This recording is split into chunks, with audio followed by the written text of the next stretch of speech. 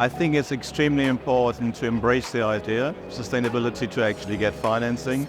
Embracing it can either mean building something very nice ESG to begin with, but embracing also means if you have an older building to provide a very detailed concrete plan how you want to turn the building around from brown to green or to make it more ESG compliant.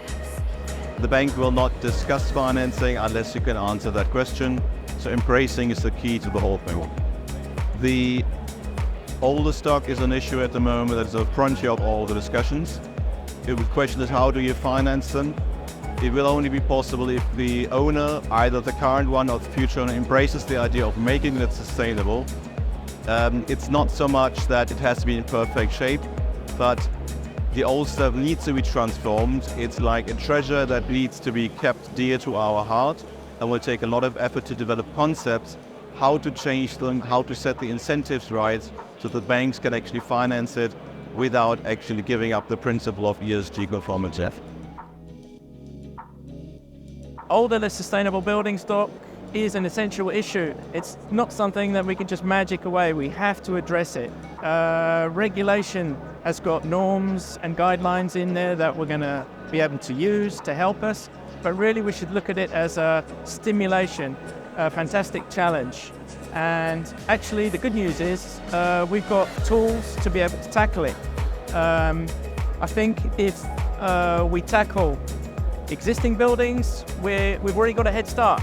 The CO2 is already embodied in there. If we do it in a smart way, we'll be able to even have savings. I'm pretty sure about that.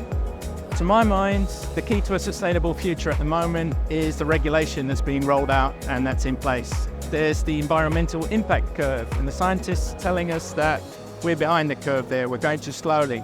However, I like to look at this in a positive light. I see effects in the market happening that are moving us in the right direction.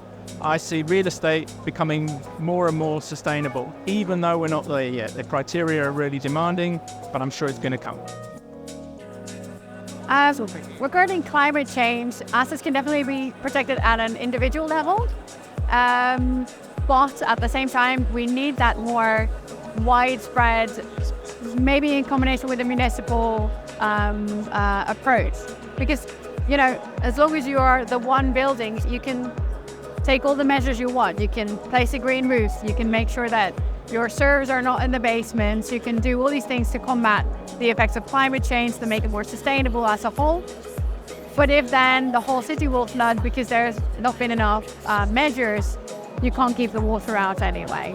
On the question of what is to happen on older, less sustainable stock, we see a clear sort of divulsion into the more sustainable assets that are still very wanted, very loved, and at the same time the older, less ESG credential stock that is becoming less loved, and the value is dropping down a little bit. And at the same time, we see a lot of different investors that are now becoming more core plus or value add investors that are looking specifically for that type of stock. As in history, we've always seen that real estate has changed its function, has taken on the challenges of the times and sort of reinvented itself into something new. There's an opportunity for transformation. There's an opportunity for new technology to come in and to make those more sustainable at a lower price range. So I think in a way, with entrepreneurship and with innovation, we'll get there.